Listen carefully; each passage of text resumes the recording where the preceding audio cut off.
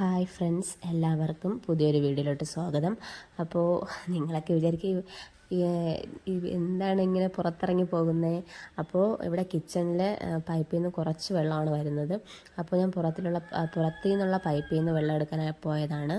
അങ്ങനെ കുക്കറിലാണ് ഞാൻ കഞ്ഞി വയ്ക്കാറ്. അങ്ങനെ കുക്കർ അടുപ്പത്ത് വെച്ചു. പിന്നെ ഇത് ഇന്നലത്തെ സാമ്പാറായിരുന്നു, അതിനെ ജസ്റ്റ് ഒന്ന് ചൂടാക്കാനായിട്ട് വെച്ചു.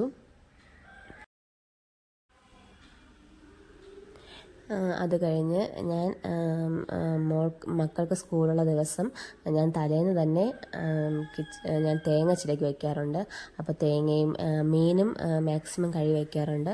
അപ്പം മീനും ഒക്കെ ഫ്രിഡ്ജിൽ നിന്ന് എടുത്ത് മാറ്റി വെച്ചു. ഞങ്ങൾക്കിവിടെ ചൂര മീനാണ് കിട്ടിയിരുന്നത്. ആ ചൂര മീൻ കുറച്ച് ജസ്റ്റ് നല്ലോണം ഐസായിട്ടില്ല, പക്ഷേ എന്നിരുന്നാലും കുറച്ചൊന്ന് ഐസ് മാറി കിട്ടാനായിട്ട് ഞാൻ കുറച്ച് വെള്ളം ഒഴിച്ച് വെച്ചു. അതപ്പോൾ ജസ്റ്റ് ഒന്ന് മാറ്റി വെച്ചു.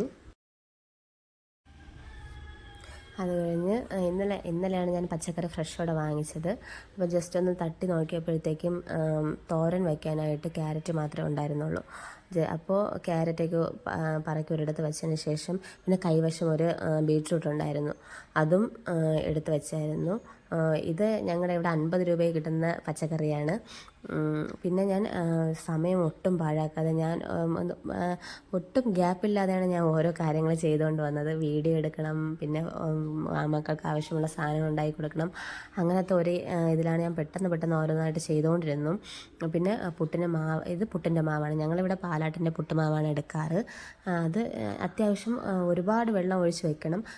പിന്നെ കുറച്ച് കഴിയുമ്പോഴത്തേക്കും അത് കുതിർന്നിങ്ങനെ വരും, നല്ല സോഫ്റ്റോട് കൂടിയ പുട്ട് കിട്ടും.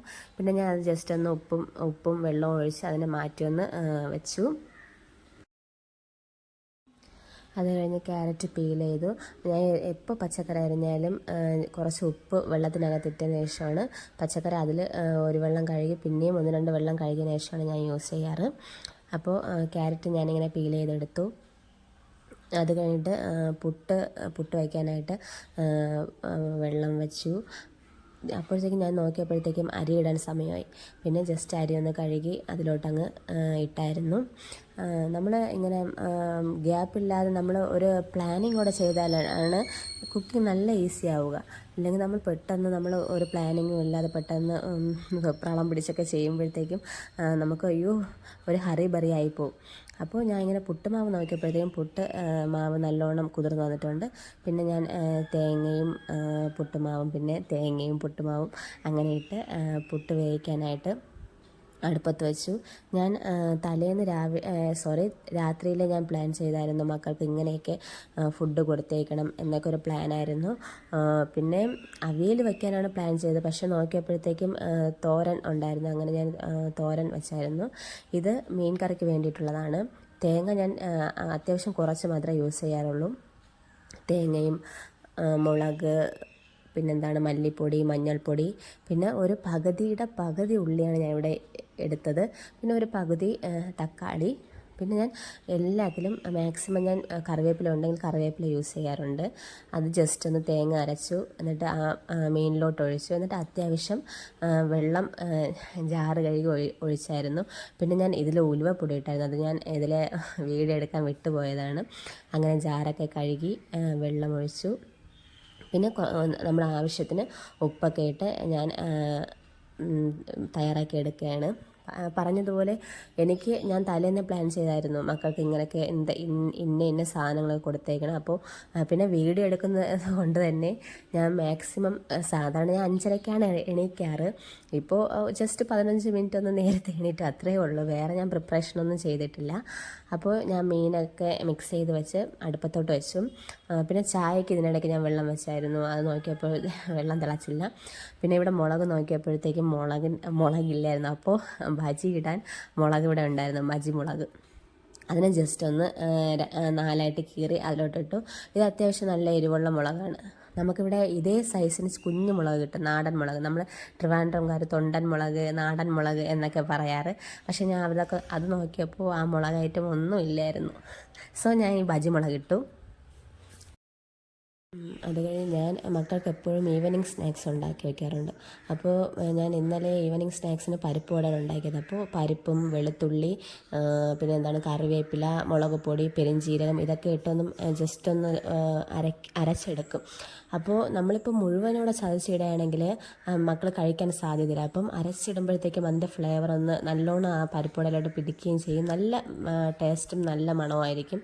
അപ്പോൾ പിന്നെ ഞാൻ ഉള്ളി അതിലിട്ട് അരയ്ക്കാറില്ല. ഉള്ളി അരിഞ്ഞാണ് ചെറിയ കുഞ്ഞു കുഞ്ഞു പീസായിട്ട് അരിഞ്ഞാണ് ഇടാറ്. ഇതിനിടയ്ക്ക് മീൻ തിളച്ചായിരുന്നു. അതിന് ജസ്റ്റ് ഉപ്പ് അല്പം കുറവായിരുന്നു. അത് ഉപ്പൊക്കെ ഇട്ട് കലക്കി വെച്ചു. പിന്നെ കണ്ടോ, ഞാൻ കുഞ്ഞു കുഞ്ഞ് ബൗൾസായിട്ടാണ് പരിപ്പുവട ഇടാറ്. അപ്പോൾ മക്കൾ നല്ലോണം ഞാൻ പ്രത്യേകിച്ച് സോസ് ഒഴിച്ച് കുറച്ച് സോസേ കൊടുക്കാറുള്ളൂ. അതിൽ ഞാൻ സോസ് ഒഴിച്ച് മുക്കി കഴിക്കുമ്പോഴത്തേക്കും അവർ കഴിക്കാറുണ്ട്. പക്ഷേ ഞാൻ വലിയ രീതിയിൽ പരിപ്പോട വച്ച് കൊടുക്കുമ്പോഴത്തേക്കും മക്കളങ്ങനെ കഴിക്കാറില്ല. അപ്പോൾ ഈ കുഞ്ഞു കുഞ്ഞായിട്ട് കാണുമ്പോഴത്തേക്കും അവർക്ക് നല്ല ഇൻട്രസ്റ്റോടെ കഴിക്കും. അപ്പോൾ ഞാൻ ഇപ്പോൾ മീൻ ഫ്രൈ ചെയ്താൽ എടുക്കായിരുന്നു. ഞാൻ പറഞ്ഞതുപോലെ മീൻ ഫ്രൈ ചെയ്യുമ്പോൾ എപ്പോഴും ഞാൻ പെരുംജീരകവും ഈ കറിവേപ്പിലയും ഇടാറുണ്ട്. അതൊരു നല്ലൊരു ടേസ്റ്റാണ്, നല്ലൊരു മണവുമാണ്. എല്ലാവർക്കും ആ ഒരു ഫ്ലേവർ ഇഷ്ടപ്പെടും. അങ്ങനെ അതൊന്ന് ഞാൻ മൂടി വെച്ചിട്ട് ബീട്രൂട്ടും ക്യാരറ്റും ഒക്കെ ഞാൻ ജസ്റ്റ് ഒന്ന് ചോപ്പറല്ല ഗ്രേറ്റ് ചെയ്തെടുത്തു. എന്നിട്ട് സവാള ഒരു സവാള ഞാൻ അരിഞ്ഞിട്ടു. പിന്നെ ഉപ്പൊക്കെ ഇട്ട് നല്ലോണം വിരവി മിക്സ് ചെയ്ത് അതും ഞാൻ അടുപ്പത്ത് വെച്ചായിരുന്നു വേവിക്കാനായിട്ട്. അങ്ങനെ നമ്മൾ പല വെറൈറ്റികളും നമ്മൾ മക്കൾക്ക് വേണ്ടി വെറൈറ്റി ആയിട്ട് ചെയ്ത് കൊടുക്കണം. ഇപ്പം എന്താണ്, ഇപ്പം ഞാൻ പരിപ്പോട കുഞ്ഞായിട്ട് ചെയ്തില്ല. അതേപോലെ പല കാര്യങ്ങളും ഇതേപോലെ അത് നമ്മളിവിടെ വാഴയ്ക്കപ്പം എന്ന് പറയും. അതിനെ കുഞ്ഞു കുഞ്ഞു പീസായിട്ട് ഇതേപോലെ മാവിൽ മുക്കി കൊടുക്കുകയാണെങ്കിലും അവർ നല്ലവണ്ണം കഴിക്കും. പിന്നെന്താണ്, ഇവിടെ ഭയങ്കര കാറ്റാണ്, അതാണ് ഈ സൗണ്ടൊക്കെ വരുന്നത്. അപ്പോഴേക്കും ഞാൻ പാത്രങ്ങളൊക്കെ ആണെങ്കിൽ ഞാൻ അപ്പോൾ ഉള്ളത് അപ്പോൾ കഴുകി വയ്ക്കുക. അപ്പോഴത്തേക്ക് ഈ കിച്ചണൊന്ന് പാത്രം കുമിഞ്ഞു കൂടാറില്ല. അപ്പോഴത്തേക്കും മോൾ എണീറ്റ് വന്നു. മോൾ പറഞ്ഞു, അമ്മ ഇപ്പോഴും വീഡിയോ എടുക്കുകയാണോ റീൽസ് എടുക്കുകയാണോ എന്നൊക്കെ ചോദിച്ചുകൊണ്ട് അവൾ വരെയാണ്. അവൾ രാവിലെ എണീറ്റ് നേരെ അമ്മ ഇതാണല്ലേ നേരത്തെ എണീറ്റ് ഇവിടെ ജോലി ചെയ്യുന്നതെന്നൊക്കെ ചോദിച്ചാൽ അവളുടെ ഓരോരോ ക്വസ്റ്റ്യൻസ്. അങ്ങനെ ഞാൻ അവളുടെ ഓരോ ക്വസ്റ്റ്യൻസിനും മറുപടി പറഞ്ഞുകൊണ്ടിരിക്കുകയാണ്. ഈ മക്കളെയൊക്കെ എണീക്കുമ്പോഴത്തേക്കും ഏകദേശം ഒരു 6:30, മാക്സിമം 6:30, അങ്ങനെ 6 മണിയാകുമ്പോഴത്തേക്കും ഓരോരുത്തരായിട്ട് ഇങ്ങനെ എണീറ്റ് വരും. ഇന്നിപ്പോൾ ഞാൻ അടുക്കളയിൽ ആയതുകൊണ്ട് മോള് വന്ന് നോക്കിയായിരുന്നു. അമ്മ എന്താ ചെയ്യുന്നത്, അമ്മ വീണ്ടും വീഡിയോ എടുക്കുക എന്നൊക്കെ ചോദിച്ചാൽ അവളുടെ ഓരോരോ ക്വസ്റ്റ്യനായിട്ട് അവൾ വരികയാണ്. അത് കഴിഞ്ഞ് തോരന് വേണ്ടിയിട്ടുള്ളതാണ്. ഇതിൽ വെളുത്തുള്ളി, കറിവേപ്പില, തേങ്ങ, മഞ്ഞൾപ്പൊടി, മുളക് പൊടി, പിന്നെ ജീരകം അതൊക്കെ ഇട്ടൊന്ന് മിക്സ് ചെയ്യണം. ഞാൻ പിന്നെ അപ്പുറത്തെ അടുപ്പിലാണെങ്കിൽ കഞ്ഞിക്ക് വേണ്ടിയിട്ട് ഞാൻ ഇത് ഇങ്ങനെയാണ് കുക്കറിലിട്ട് ഒരു 1-2 വിസിലടിച്ചതിന് ശേഷം ഞാൻ ഇങ്ങനെയാണ് തിളപ്പിച്ചെടുക്കാറ്. പ്രത്യേകം ഒരു പാത്രത്തിൽ വെള്ളം വെച്ചിട്ടാണ് എടുക്കാറ്. മക്കളൊക്കെ സ്കൂളിൽ പോയി. പിന്നെ അത് കഴിഞ്ഞിട്ട് ഞാനൊന്ന് റിലാക്സ് അല്ല ജസ്റ്റ് ഞാനന്ന് ജിമ്മിൽ പോകാറുണ്ട്. അവിടെ ജിമ്മിലൊക്കെ പോയി ഒരു 2 മണിക്കൂർ ജിമ്മിലൊക്കെ ആയിരിക്കും.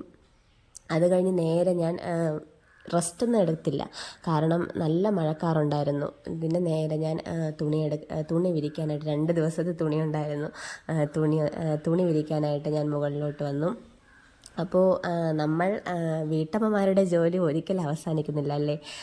നമുക്കിങ്ങനെ കണ്ടിന്യൂസ് ആയിട്ട് ജോലി വന്നുകൊണ്ടേയിരിക്കും. അപ്പോൾ എല്ലാവരും നല്ല സന്തോഷത്തോടെ ഹാപ്പിയോടെ ഇരിക്കുക, എല്ലാവരും ശരീരം നോക്കുക. ഞാൻ എൻ്റെ ഒരു ഹാപ്പിനെസ്സിന് വേണ്ടിയിട്ടാണ് ഞാൻ ജിമ്മിൽ പോകുന്നത്. അപ്പോൾ നമുക്കൊരു കോൺഫിഡൻസ് വരും എല്ലാ കാര്യത്തിലും എല്ലാത്തിലും. അപ്പോൾ എല്ലാ വീട്ടമ്മമാരും എല്ലാവരും നല്ല സന്തോഷത്തോടെ ഇരിക്കുക. അപ്പം നല്ലൊരു ഡേ ആശംസിച്ചുകൊണ്ട് ഈ വീഡിയോ വൈൻഡപ്പ് ചെയ്യാണ്.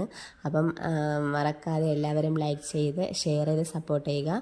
സബ്സ്ക്രൈബ് ചെയ്യാതെയാണ് ആരെങ്കിലും എൻ്റെ വീഡിയോ കാണുന്നുണ്ടെങ്കിൽ ഒന്ന് സബ്സ്ക്രൈബ് ചെയ്ത് സപ്പോർട്ട് ചെയ്യണേ. അപ്പോൾ അടുത്തൊരു വീഡിയോ ആയിട്ട് വരുന്നത് വരെ ഓക്കെ, ബൈ.